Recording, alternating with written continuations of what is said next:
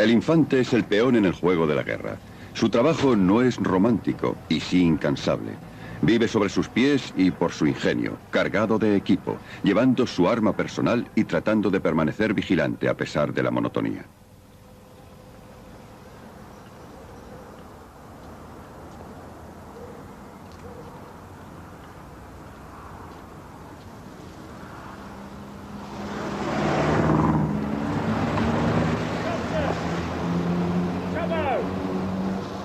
Para el fusilero de patrulla en Irlanda del Norte, no hay perspectivas de una batalla tradicional, solo la constante amenaza de la bala del francotirador y la universal experiencia del infante de hacer su servicio lejos del hogar.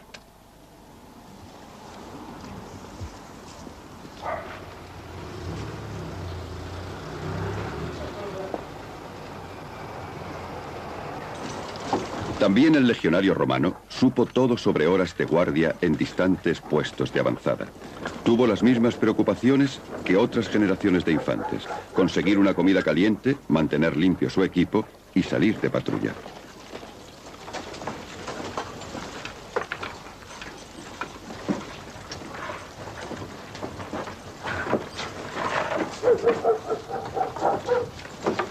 Cuando el legionario salía del campamento, llevaba su mundo con él.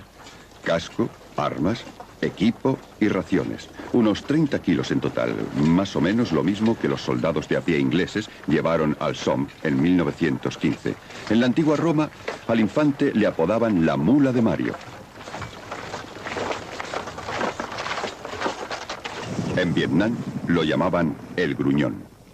Un gruñón es un infante que lleva unos 50 kilos de bártulos a su espalda. No ha dormido con regularidad, no ha comido con regularidad, no se ha lavado ni afeitado con regularidad y probablemente ha llevado la misma ropa durante mucho tiempo. Y creo que la palabra gruñón viene de los ruidos que haces. Una vez que te sientas y llevas a la espalda un macuto que pesa unos 30 o 40 kilos, como bandoleras de munición y un cinturón de cartuchos, esos suelen ser otros 40 kilos. Cuando te levantas, gruñes. Cuando andas, gruñes. Todo se hace con desgana y esfuerzo. Cada vez que hay un tiroteo, cada vez que hay algún incidente, se caen muchos de los bártulos. Pero la mayor parte del tiempo vas andando por los matorrales llevando macutos, cascos, en algunos casos un chaleco antibalas, pero también cajas, armamento, munición, el fusil. Eres un porteador. No tenemos bestias de carga. Eres tu propia bestia de carga. El infante napoleónico llevaba al hombro una carga aplastante: mosquete, pólvora, balas, bayoneta, espada corta, cantimplora y mochila. En esta iban camisas, calcetines, equipo de limpieza y capote. Un soldado escribió: buena parte de nuestra infantería se hundió y murió bajo el peso de sus mochilas. Es una carga que no ha cambiado mucho a lo largo de los años. El peso de las armas y el equipo sigue haciendo dura la vida de un infante. Te estás parando y vas a hacer que me enfade y estarás subiendo y bajando la colina el resto del día. ¡Ahora muévete! ¡Muévete! No lo estás intentando, ni siquiera sudas. Estás descansando cada 5 minutos. ¡Muévete! Déjale a él que lo haga.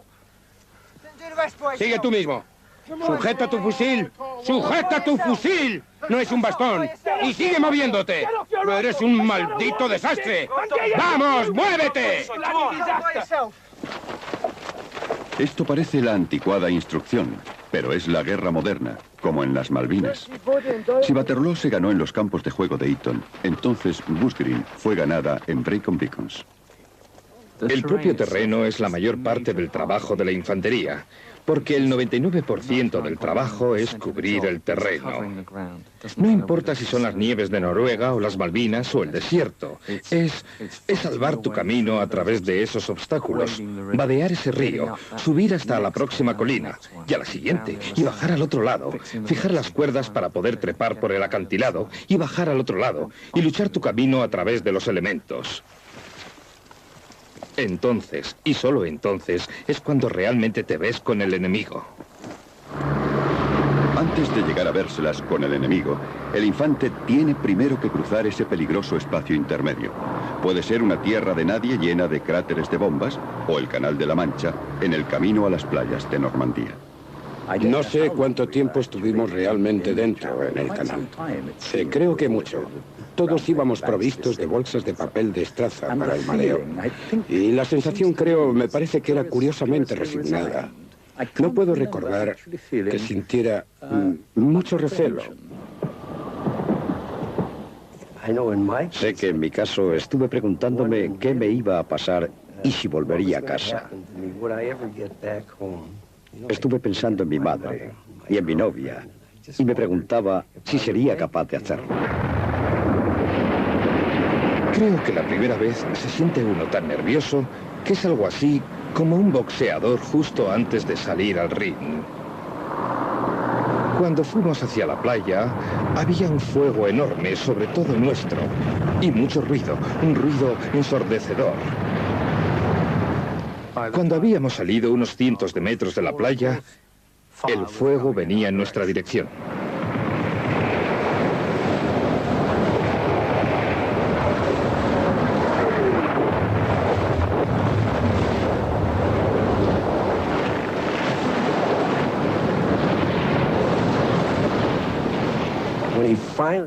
Por fin bajaron la rampa. Yo me pregunté por qué la estaban poniendo ahí, por qué no la habían puesto más lejos, porque cuando la dejaron caer estábamos con el agua hasta la rodilla, pero en algunas zonas más arriba del cuello.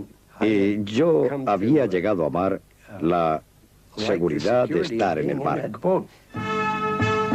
Estos sentimientos son tan viejos como el hombre. En el año 53 a.C., los romanos también se resistían a desembarcar y enfrentarse con las tribus que habitaban las playas de Kent. Julio César cuenta cómo un portaestandarte dio el ejemplo. Gritó: «Saltad, soldados, a menos que queráis abandonar vuestra águila al enemigo. De mí se dirá que cumplí con mi deber por mi patria y mi general». Saltó por la borda y se fue hacia la orilla.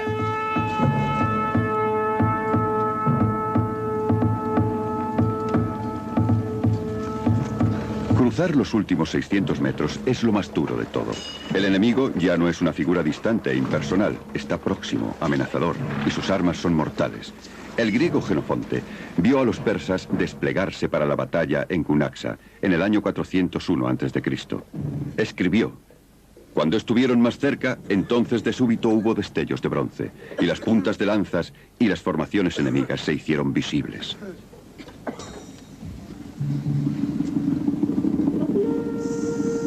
Las dos líneas estaban apenas a 600 o 700 metros cuando los helenos comenzaron a cantar el himno de batalla y avanzaron contra el enemigo.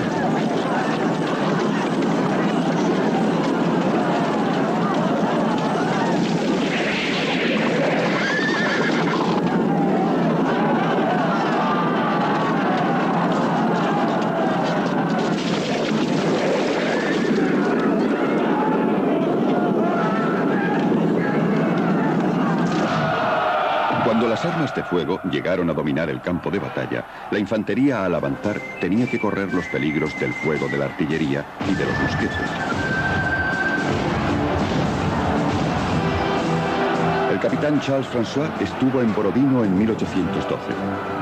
Escribió: «A nuestro regimiento se le ordenó avanzar. Cuando alcanzamos la cresta del barranco, fuimos acribillados con metralla. Después llegaron las abrasadoras descargas de los mosquetes a corta distancia». Con el paso de los años, la potencia de fuego creció en alcance y precisión. En la Guerra Civil Americana, la experiencia a que se enfrentaron los soldados de a pie fue horrible. El 3 de junio de 1863, en plena batalla de Gettysburg, 15.000 infantes confederados marchaban por esta suave ladera hacia las líneas de la Unión en lo alto. Algunas bombas estallaron entre ellos mucho antes de que se acercaran a la cima. Pero cuando estaban a unos 200 metros, la infantería y la artillería abrieron fuego simultáneamente. La metralla de los cañones destrozó a los confederados y sus filas barridas con fuego de fusil graneado. Los que avanzaban estaban ocultos bajo una nube de polvo y a su alrededor toda clase de despojos, mosquetes, mochilas y trozos de cuerpos. Un oficial de la Unión recordaba que cuando las descargas alcanzaron a la artillería que avanzaba, un alarido salió del campo que se pudo oír claramente entre el fragor de la batalla. Casi la mitad de las tropas atacantes fue alcanzada. Un oficial confederado se lamentaba después.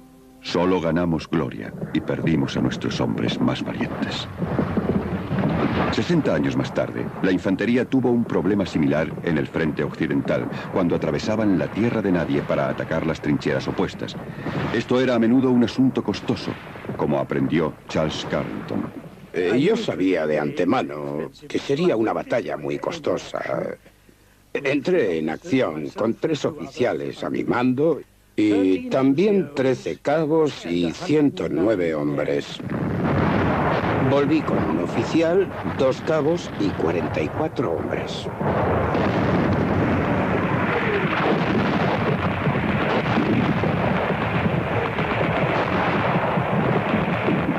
Después llega el momento en que el infante se encuentra a su enemigo.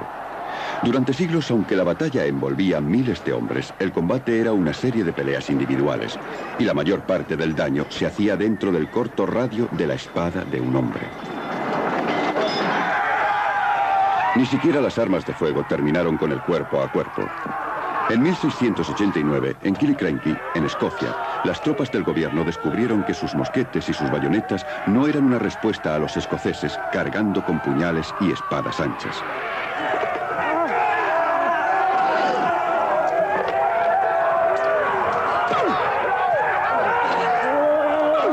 Incluso en el siglo XX hubo ocasiones en que los infantes se encontraron luchando cuerpo a cuerpo, hombre contra hombre. Cuando llegué al combate cuerpo a cuerpo con el enemigo, realmente no me gustaba aquella persona, quien quiera que fuese. Por lo tanto, no pensaba en él como en otro ser humano, solo le vi como un enemigo al que hay que derrotar.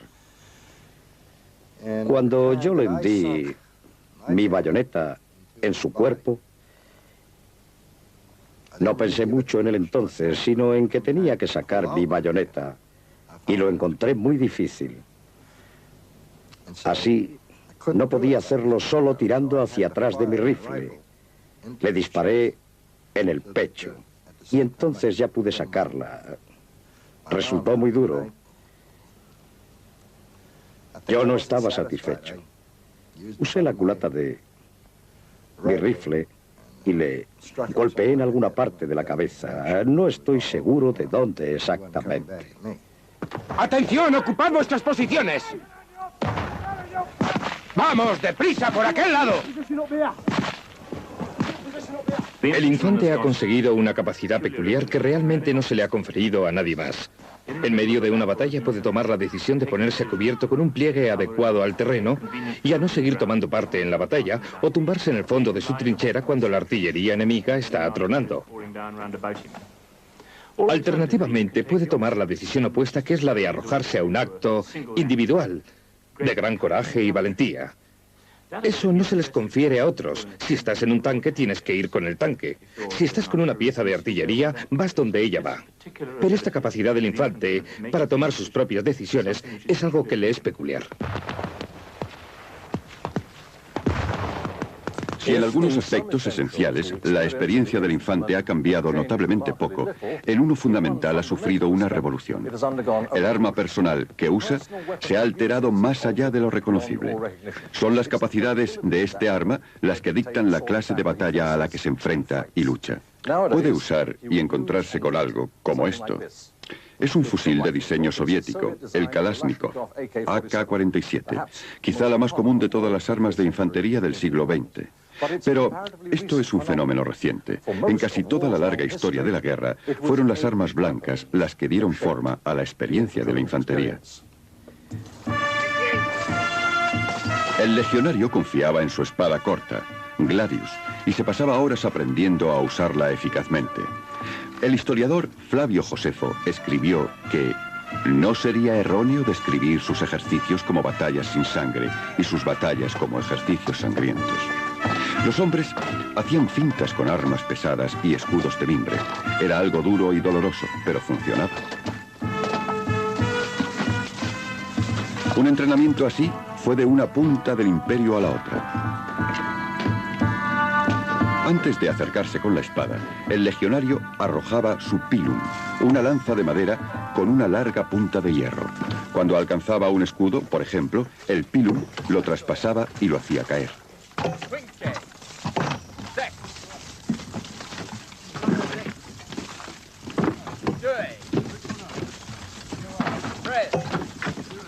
Entonces era imposible para el enemigo sacar la lanza. A menudo lo derribaba y no podía levantarse. En los siglos que siguieron a la desintegración del Imperio Romano, el infante perdió su dominio del campo de batalla. El lugar de honor pasó al caballero, cuyo impacto acorazado fue al arte de la guerra en la Edad Media lo que el ataque con tanques en el siglo XX. Él arrollaba a la precaria infantería de la época y solo temía a los de su clase. No había nada que se le igualara en peso y contundencia.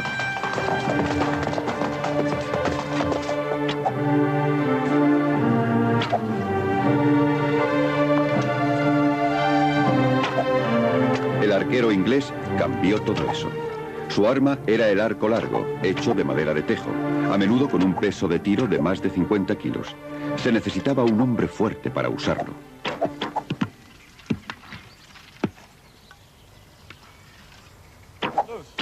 Sus flechas, rematadas en puntas afiladas, que atravesaban las armaduras, eran mortales a 250 metros.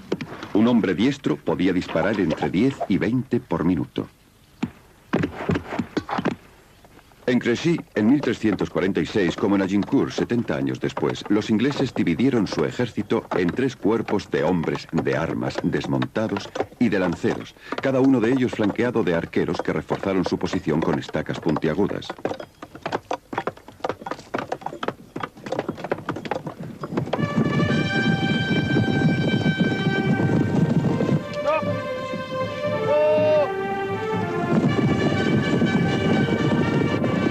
Los caballeros franceses, ávidos de cabalgar sobre los ingleses, a los que superaban en número, se lanzaron a una carga que parecía irresistible. Pero encontraron un muro inaccesible en los arqueros ingleses.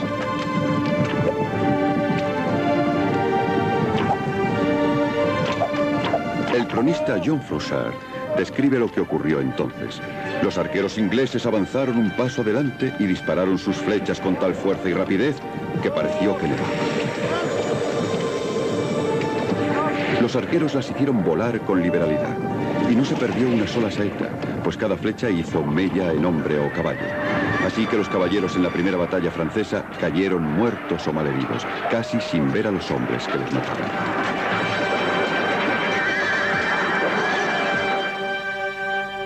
No fue solo el arco lo que llevó de vuelta al soldado de a pie al campo de batalla. Estas 2 armas son los otros victoriosos desafíos a la caballería feudal, la lanza larga y la alabarda. Fueron los suizos quienes las dominaron. En los siglos XIV y XV formaban en densas masas de lanceros que ensartaban a la caballería con sus picas.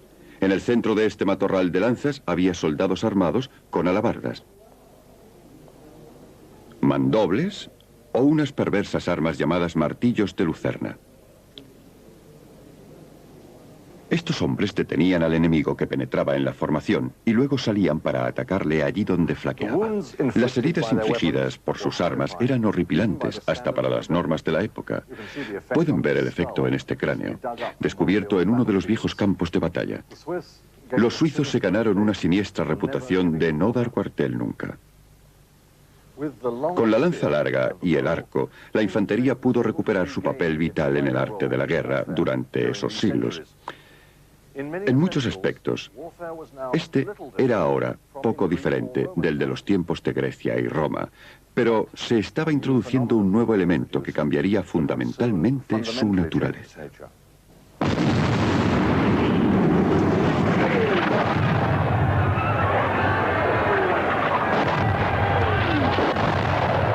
Desde el siglo XVII en adelante, la vida del infante ha estado dominada por el arma de fuego. Desde entonces sus tácticas han estado dominadas por sus cambiantes características y su formación ha evolucionado alrededor de los ejercicios requeridos para dominarla. En los campos de batalla llenos de humo del siglo XVI, el arma de fuego del infante era el engorroso mosquete de llave, con un alcance de quizá 100 metros y una capacidad de fuego de 1 o 2 disparos por minuto. El proceso de cebar, cargar y disparar era lento y laborioso. El mosquete era pesado, como mínimo pesaba 6 kilos, y tenía que ser apoyado en una horquilla. El mosquetero debía mantener su mecha, un trozo de cuerda empapada en salitre, encendida y lista. Tarea nada fácil en tiempo húmedo o ventoso.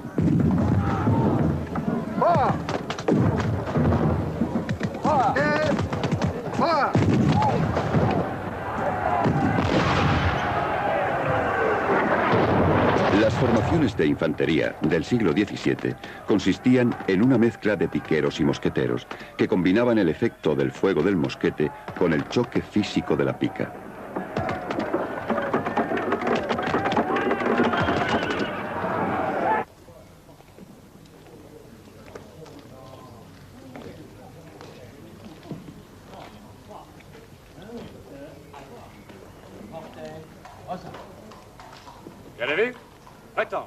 La invención de la bayoneta adaptable hizo que la pica cayera en desuso. Se encajaba sobre el cañón del mosquete, dejando al soldado libre para cargar y disparar. Las luchas a bayoneta eran raras, pues uno u otro de los bandos, por lo general, huía antes. Pero ciertamente ocurrían, como el capitán Charles François descubrió en Borodino. Nos precipitamos hacia el reducto y trepamos dentro de él por las troneras. Yo entré justo después de que descargaran una pieza. Los artilleros rusos nos recibieron con barras y pisones y peleamos cuerpo a cuerpo.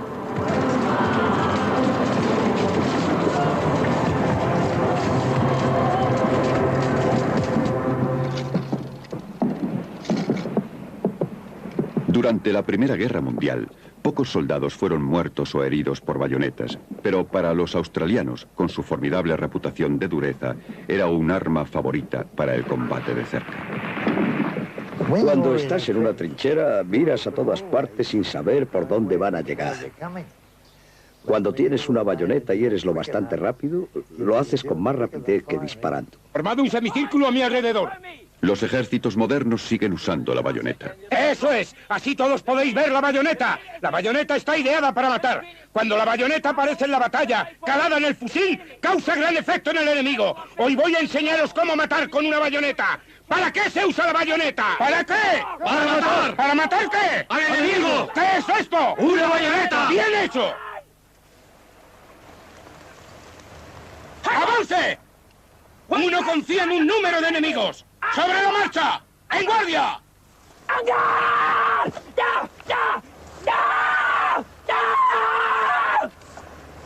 ¿Alguna pregunta? ¿Qué es esto? ¡Avance! ¿Cuál es el fin? ¡Matar! ¡Primera fila! ¡Sí! ¡En guardia! ¡En guardia! Uno confía en un número de enemigos. ¡Al doble esta vez! ¡Avance! ¡Avance! Todavía hoy hay momentos en que los soldados se encuentran cuerpo a cuerpo. Unos cuantos argentinos murieron a bayonetazos en las Malvinas. Por muy útil que pueda haber sido la bayoneta, fueron las armas de fuego las que realmente importaron, y la tecnología las transformó. Fue la revolución industrial lo que cambió la faz del arte de la guerra, más allá de todo lo reconocible. Los inventos, la tecnología mejorada y la producción en serie del siglo XIX introdujeron nuevas armas, más exactas y efectivas. Podemos hacernos una idea del alcance y la variedad del desarrollo de las armas de fuego en esta sala de modelos. Esta es la Real Fábrica de Armas Ligeras de Enfield, en Inglaterra, y existen establecimientos similares en muchos otros países. Aquí se puede encontrar un prototipo o un ejemplar de unos 4.000 fusiles y ametralladoras de todo el mundo. Durante 200 años apenas hubo ningún desarrollo significativo en el armamento y de pronto llegaron en avalancha. Del mosquete de chispa al fusil mosquete de la Guerra de Secesión Americana, el Chateau francés, el Enfield 303, la ametralladora Vickers Medium, la ametralladora ligera Bren, la metralleta alemana Schmeisser y la nueva SA-80 inglesa. El Brown Bess de chispa fue el mosquete inglés del periodo napoleónico. El complicado proceso de carga y disparo significó que el infante lucharía en línea para entregar la máxima potencia de fuego.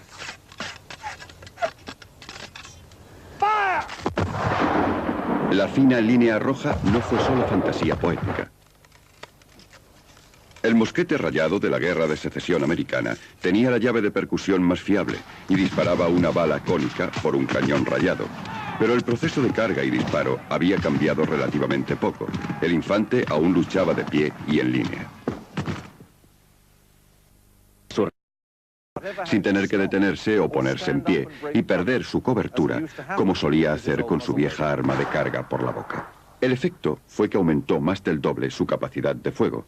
Además, es un fusil rayado y efectivo a más de 600 metros. Esto le daba gran ventaja para la defensa. El efecto sobre los soldados atacando en línea de frente era tremendamente devastador, como descubrieron aquí los prusianos a su costa. Pero trágicamente para cientos de miles de hombres en los años siguientes, y particularmente en la Primera Guerra Mundial, muchos jefes no aprendieron las lecciones de este oscuro prado francés.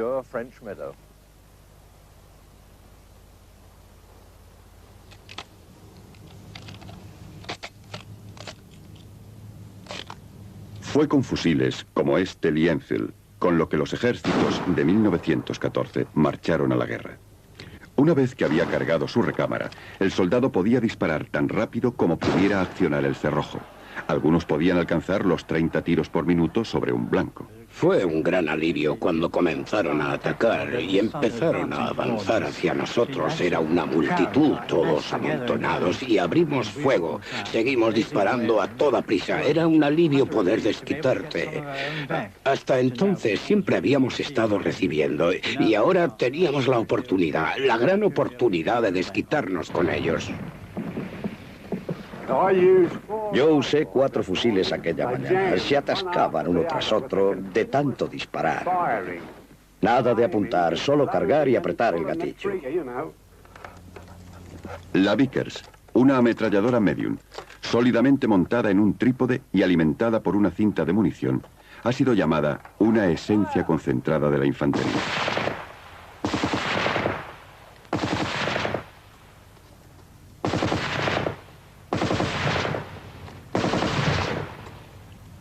El equivalente alemán de la Vickers fue la Spandau, temida por los ingleses. Si se imagina una ametralladora bien emplazada, una línea de soldados avanzando. Bien, si la ametralladora está bien situada y pueden disparar recto hacia la línea, una ráfaga puede alcanzar a 10 o 20 hombres. Cuando oyes a la ametralladora alemana, te preguntas cómo han podido fallar. No si han alcanzado alguno. Ta, ta, ta, ta, ta, ta. Eso es como eyacular. Sí. Odiábamos esas malditas armas porque eran tan exasperantemente eficaces. Otra amenaza fue la granada, una antigua arma revivida para la lucha de trincheras. Las primeras tenían lo que llaman una espoleta con una pequeña mecha. Se encendían por la punta, como si fuera un petardo. La siguiente bomba que salió tenía en la punta de la mecha un poco de fósforo, como una cerilla. Nos daban una caja de cerillas clavada allí o atada y solo tenías que golpear la cabeza de la bomba o la cabeza del fósforo. Y entonces comenzaba a arder y se lanzaba, pero nadie la sostenía no pasaban más de 4 segundos y medio antes de librarte de ella. Ambos bandos utilizaron una cantidad cada vez mayor de granadas de mano. Las alemanas llevaban unido un trozo de madera y se ganaron su apodo por su parecido con una mano de mortero. Algunas granadas se podían disparar con el fusil, pero más mortífero que la granada o ametralladora era el elevado alcance de la artillería. El tremendo peso del fuego que caía sobre los infantes al final les llevó bajo tierra. Esta trinchera, en el bosque del santuario de Ypres, ha sido remendada más que conservada. Pero aún podemos ver algunos de los rasgos que le dieron a la guerra de trincheras su distintivo y horrible carácter. La trinchera era un zigzag. Esto era para que si un proyectil aislado caía dentro no pudiera arrasar toda una línea de trincheras. Y en parte para que cada tramo pudiera ser defendido si el enemigo se infiltraba en cualquier parte del sistema. Pero luchar en esos tramos, llevando un herido en una camilla, era algo difícil y agotador.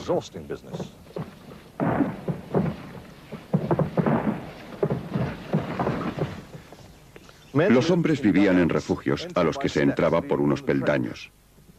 A veces eran relativamente confortables, pero sus ocupantes tenían que vivir con el riesgo de quedar enterrados vivos, bien si volaban la entrada o bien si toda la estructura se hundía bajo un proyectil pesado. Pasarelas de tablas cubrían el suelo de las trincheras y las bombas de drenaje trataban de impedir que se inundaran. Pero con frecuencia, creo, las trincheras se veían anegadas en barro, agua y basura y plagadas de ratas hambrientas.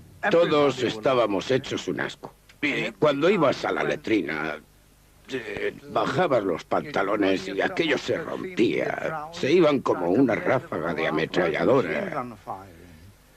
Todos íbamos igual. Llevábamos encima la misma ropa durante 12 meses antes de mudarnos. Nos dieron una muda en Poperinghe 12 meses después de dejar Inglaterra. Esta trinchera debió ser lo bastante profunda como para que los hombres andaran por ella sin ser vistos. Y en el lado enemigo estaba el pasillo de fuego, desde el cual los hombres podían apostarse y disparar desde el parapeto. Hay un reborde a tu espalda. Es para protegerte en caso de que te caiga un proyectil por detrás. Pero en realidad era tu mesa para comer. Y una pequeña cavidad donde solías hacer un fuego, poner una pequeña parrilla arriba y cocinar encima. Te suministraban carbón y leña para hacer la comida. Estos fragmentos oxidados son los restos de los almacenes de las trincheras. Rollos de alambre de púas, estacas de alambrada, chapas de hierro, sacos de tierra y cosas así, que eran una parte esencial de la guerra de trincheras. Ayudaban a hacer la vida soportable, pero tenían que ser llevadas desde lejos en la retaguardia por los infantes, a menudo agotados a través de cientos de metros de trincheras de comunicación. Aparte de las grandes batallas, el infante vivía en este mundo troglodítico extrañamente anticuado. Tenía mucho en común con las operaciones de asedio de guerras anteriores. Aquella resistente reliquia, la armadura corporal, reapareció y los cascos de acero, algunos de ellos con una curiosa apariencia medieval, permanecieron aquí. Los buenos momentos en las trincheras solían ser cuando hacía un día de buen tiempo y de pronto veías a una alondra dar vueltas por el cielo, cantando a pleno pulmón y pensabas, desearía ser como tú. Y luego, claro está, también había largos periodos de aburrimiento. La Primera Guerra Mundial fue el compendio de la guerra de infantería, obligando a esta a buscar refugio en las trincheras. Desde entonces, el soldado de a pie ha adquirido una clase distinta de protección en el transporte armado personal, desarrollado durante la Segunda Guerra Mundial. Esto le permite ir a la par con la armadura y le protege contra balas y las esquirlas de las bombas. También le ayuda a evitar el gas e incluso la explosión nuclear.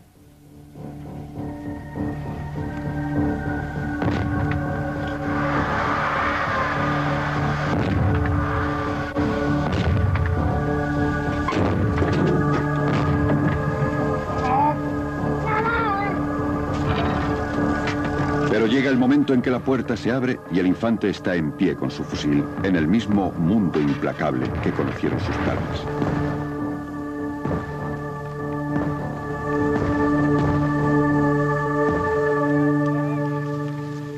Tiene nuevas armas para ayudarle a enfrentarse con las nuevas amenazas.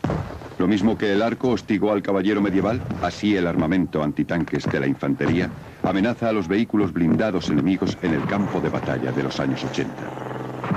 Los tanques son un enemigo formidable del soldado de a pie, pero la infantería también es algo peligroso, difícil de barrer de los pliegues del suelo. Por supuesto que si los tanques sobreviven en campo despejado o en las ciudades, necesitan su propia infantería para protegerlos. Los lanzallamas aparecieron por primera vez en la Primera Guerra Mundial, pero han sido una característica destacada en todas las guerras sucesivas. Los americanos en particular usaron el fuego para abrasar a los tenaces defensores japoneses en las islas del Pacífico. El Infante tiene su propia artillería, el mortero. Es lo bastante ligero como para ser desmontado y llevado por su dotación, y dispara en vertical sobre los obstáculos y desde cubierto. Sus proyectiles, que llegan con un siniestro soplo ligero como una pluma, son odiados por los soldados de todos los ejércitos. El fusil de la infantería puede lograr una potencia de fuego que jamás soñara el mosquetero. Sea cual sea el arma de la infantería, su guerra sigue teniendo una vertiente difícil. Nada puede librarle de su obligación de aproximarse y matar. En la guerra, la posesión supone 9 puntos de la ley y la infantería es como los alguaciles.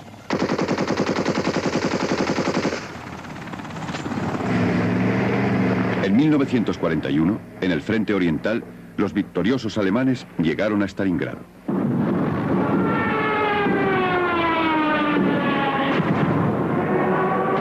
Tras un devastador bombardeo aéreo, la tarea de la infantería fue tomar la ciudad.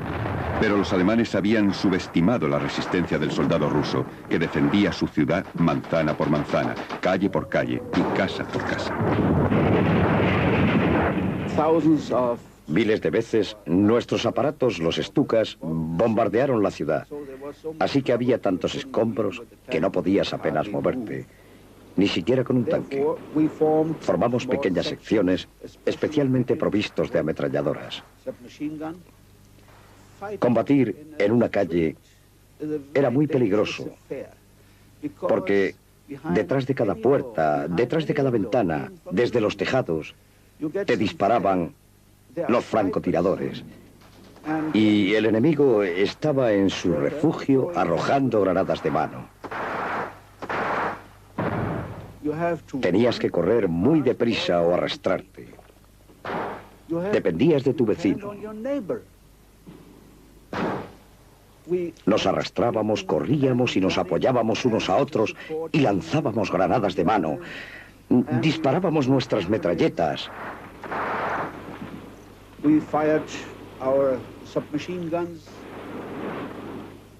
Esto duró semanas y semanas, y por lo tanto, nuestra fuerza, nuestra división fue perdiendo.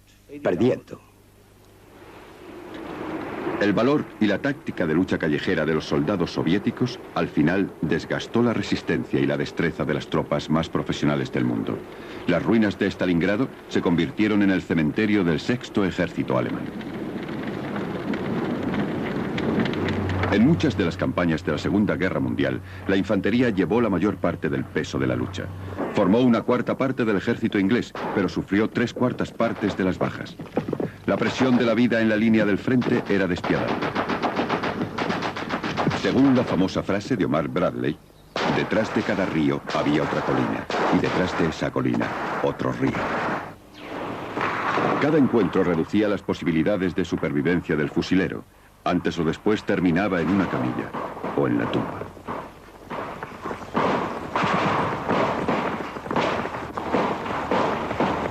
A la infantería le llegaba con demasiada frecuencia el momento de avanzar hacia la línea de fuego. El 23 de mayo fue la fuga de Anzio. Unos días antes nos llamó el general de brigada y nos sentamos. Nos estaba diciendo que había ocurrido algo extraordinario y que nosotros íbamos a salir de allí porque nuestro regimiento había sido elegido. Y de pronto me di cuenta de que mi sección sería la primera en escapar de Anzio.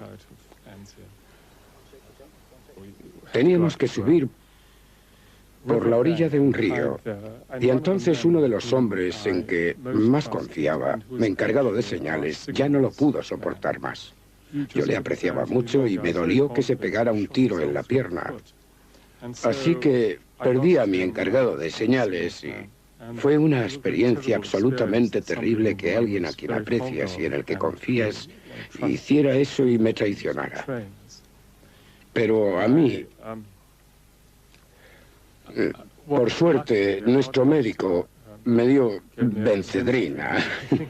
Lo cierto es que aquello supuso una gran mejoría y bienestar en aquel momento y sentí una vez que fui realmente a ese ataque final, que lo cierto es que era un ataque de diversión. El ataque principal lo estaban haciendo los americanos más al sur. Tenías una gran sensación de alegría. No estaba seguro de si era la bencedrina lo que me dio esa sensación, pero lo cierto es que avancé. Entonces hice algo terrible. Conduje a la sección por terreno despejado e hice algo totalmente contrario a todas las normas que me enseñaron. Nos adelantamos. En lugar de ir por detrás de un puesto de ametralladoras alemán, nos adelantamos de frente y, claro, los cegaron. De algún modo me escapé, pero fue algo que pesó en mí tremendamente durante años después.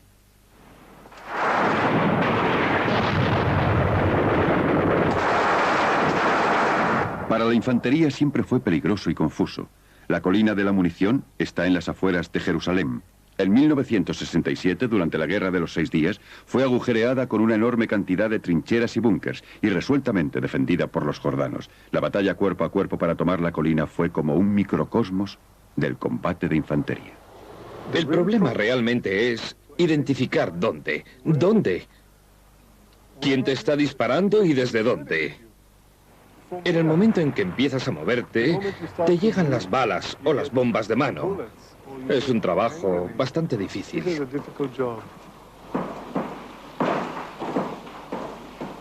Si escuchas los gritos de tus amigos que están tratando de identificarse, gritándose unos a otros, creas comunicación. Cuidado, estoy aquí, no tires una granada. Déjame avanzar, cúbreme o cosas por el estilo. Toda aquella noche de lucha estuvo sumida en la confusión.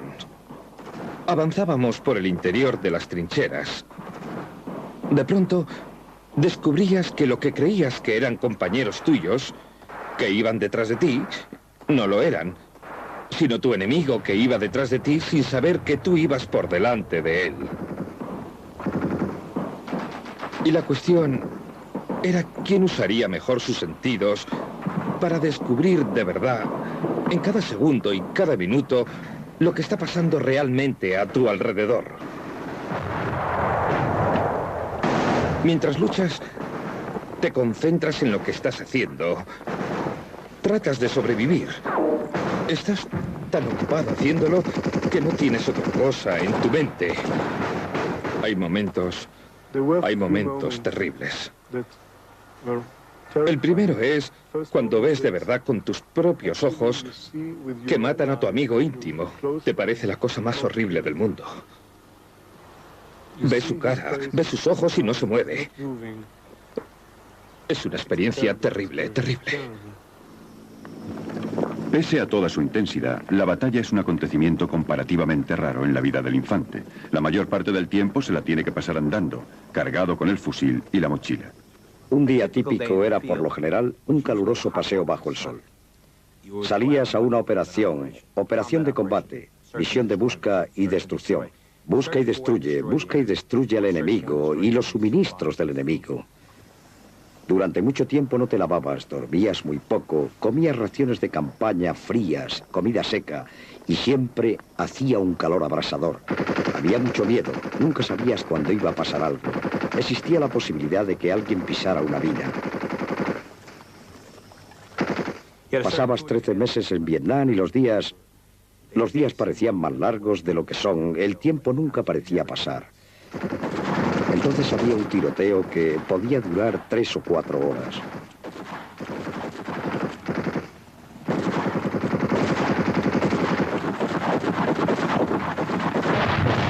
Servir en Vietnam eran muchas horas y horas de aburrimiento, seguidas de segundos de terror. Es la eterna descripción de la experiencia del infante. En sus líneas esenciales permanece inmutable. El arma, la mochila, el casco y los ojos que han visto demasiado de este duro y viejo mundo que él conoce también.